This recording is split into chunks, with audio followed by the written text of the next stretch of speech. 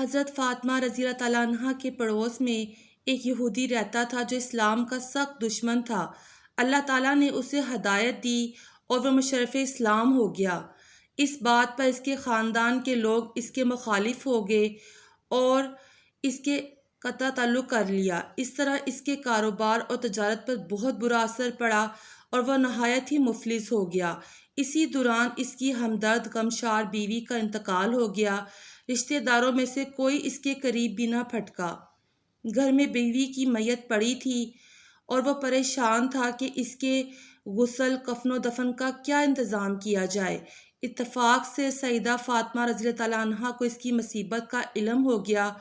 وہ رات کے اندھیرے میں اپنی چادر لی اور ایک لڑکی حضرت صفا کو ساتھ لے کر اس کے گھر پہنچی۔ وہاں جا کر میت کو خود غسل دیا اور خود آپ رضی اللہ تعالیٰ عنہ نے اسے کفن پہنایا۔